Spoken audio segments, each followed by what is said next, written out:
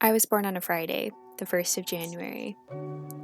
I've been told consecutive numbers are lucky, and for a kid born on 1/1, it seemed like it was true. My parents loved me and my brother and each other, and my in-laws didn't hate each other like other families. They loved seeing me do what I loved to do. We had a backyard where I'd play with pill bugs, and both of my grandparents lived nearby, and my dad taught me how to roller skate.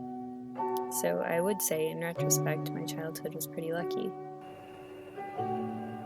But I had to realize kids were dicks at some point. That was the least of it, though.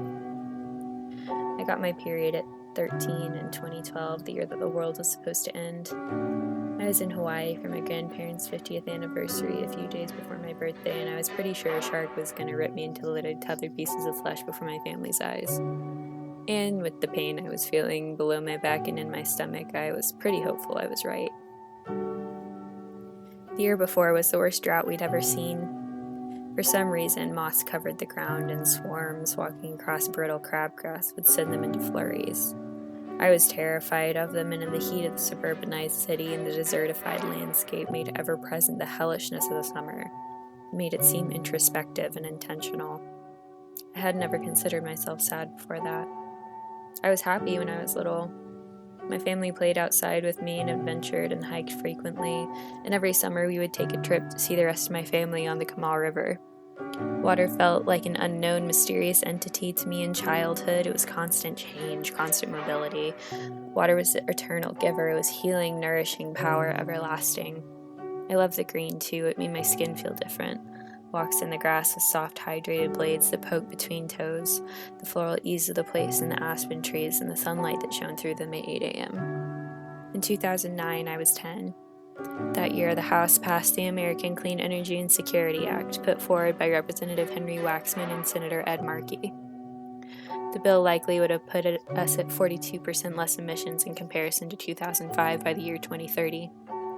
Of course, this is when Democrats held the House and the Senate, and yet the bill ultimately tanked in the Senate without a vote. The summer of my freshman year, I was floating in the river with my cousins when I mentioned to my mother and my grandmother that I had lost 5 of my 115 pounds by eating minuscule lunches for a week. They seemed to acknowledge this briefly and moved on to talking about my cousin's graduation a few days away. Of course, their mundane acceptance of this statement validated that I had truthfully skipped those meals. I'd always considered the desert beautiful too in an enigmatic, harsh way that no one could really decrypt. That's what I truly liked about not eating. I saw my bones protrude as sky islands in the Chihuahuan desert. No one noticed. I was clean and I was unknown, and no nourishment could impose upon my isolation. And I never really wanted to die. I just wouldn't have minded to catch a break.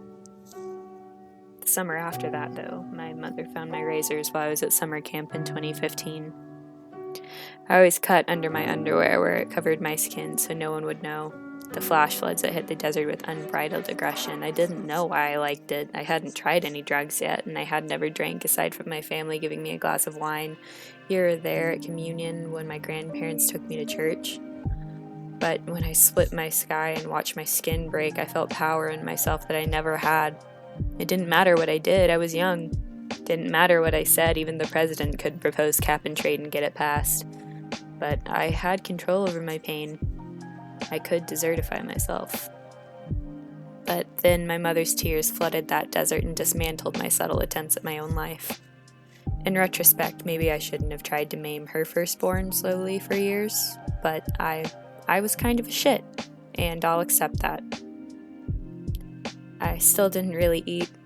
I was 17 and I was in love with a boy who desperately wanted to possess me, and I'd go a day or two here or there without a calorie just because I wanted to see if I could. And I wanted to be pretty. But I kept myself alive for my mom.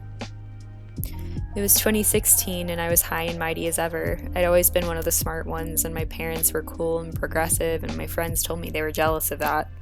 I was proud to have parents that didn't fall in line with those who sent their kids to cotillion and had country club memberships.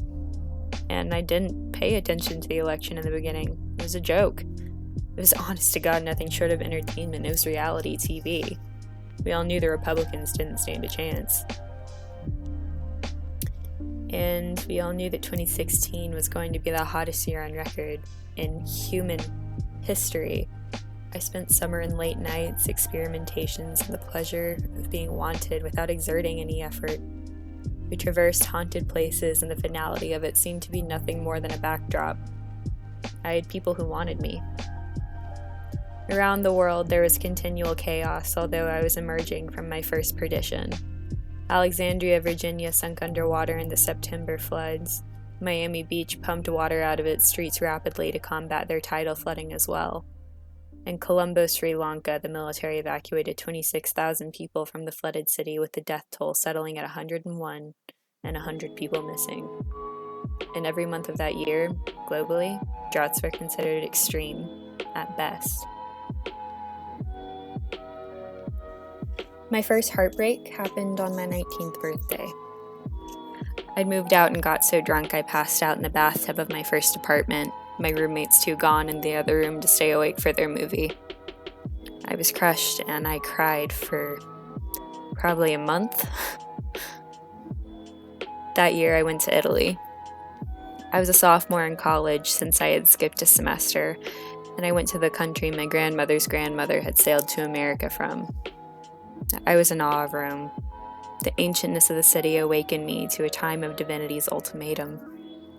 My family didn't raise me to be religious, but I celebrated Christmas for my grandparents and to give my cousin's new son toys. But in Rome, I felt divinity, however aesthetically implied. I knew the old religion of personified earth and the new religion of personified goodness held the same dimensional weight. And I never met anyone from California. But Olivia was there to study art history alongside the rest of us. We shared a bedroom. She and Anna and I became best friends. 2018 broke the heat records of both the previous years. In August, I got a notification on my phone as I meandered about job applications and class registration. Olivia was marked safe from the deadliest Californian wildfires on record, killing 103 in total and injuring at least 80. The year before that, my cousin's river had traversed the floodplains to submerge the neighbors' boats and spill into their meticulously landscaped yards nearly 15 feet above the bank. Harvey brought the heaviest rains East Texas had seen in years and swept through cities wreaking havoc. The dam that held the river there normally was built by the United States Army Corps of Engineers.